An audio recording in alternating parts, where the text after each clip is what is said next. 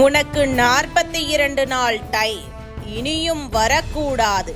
வெளுத்த உச்சநீதிமன்றம், ஸ்டாலின் அஸ்திவாரம் நொறுங்கியது. இது நீதிமன்றம், இங்கு மொழி பிரச்சனையை கொண்டு வரக்கூடாது. உங்களுக்கு 42 நாள் டைம், உடனடியாக இடத்தை தேர்வு செய்ய வேண்டும் என உச்சநீதிமன்றம் உத்தரவு போட்டது.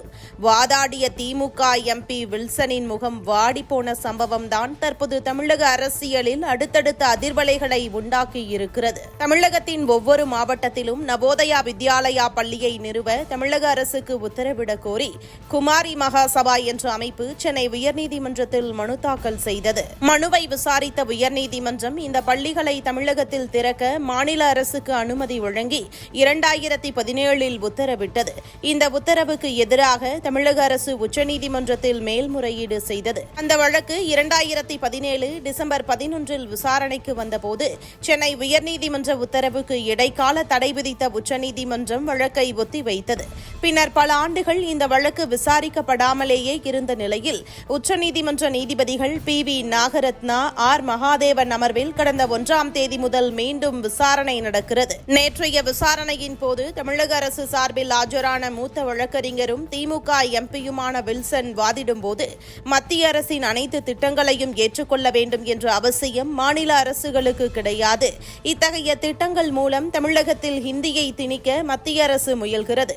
நாங்கள் நேரடியாக ஏற்றுக்கொள்ளவில்லை என்பதற்காக வேறு யாரையோ வைத்து மனு தாக்கல் செய்து நீதிமன்ற உத்தரவு மூலம் ஹிந்தியை திணிக்க திட்டமிடுகின்றனர். ஏற்கனவே புதிய கல்விக் கொள்கை என்ற பெயரில் ஹிந்தியை எங்கள் மீது திணிக்க முயன்றனர். அதை நாங்கள் ஏற்கவில்லை என்பதற்காக நியாயமாக எங்களுக்கு வரவேண்டிய மத்திய கல்வி நிதியை நிறுத்தினர்.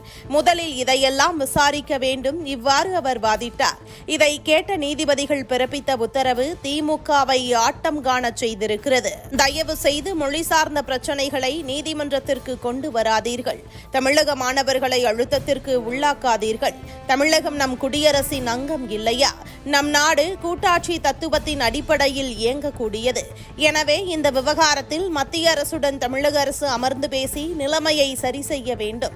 எங்கள் மாநிலம், எங்கள் அரசு என தயவு செய்து யாரும் சொல்லாதீர்கள். இது கூட்டாட்சி தத்துவத்தின் அடிப்படையில் செயல்படக்கூடிய நாடு. மத்திய அரசின் திட்டங்களை திணிப்பதாக எடுத்துக் கொள்ளாதீர்கள். அதை தமிழக மாணவர்களுக்கு கிடைத்த வாய்ப்பாக எடுத்துக் கொள்ளுங்கள். எதிர்மறையான மனப்பான்மையுடன் இதுபோன்ற விவகாரங்களை கையாளாதீர்கள். தமிழகத்தில் தொடர்ந்து இருமொழி கொள்கை அமல்படுத்தப்படும் நிலையில் அத்தகைய நிலைப்பாட்டுக்கு எதிராக நவோதயா பள்ளிகள் இருக்கும் என தமிழக அரசு நினைத்தால் அது குறித்து தனியாக விசாரிக்கலாம்.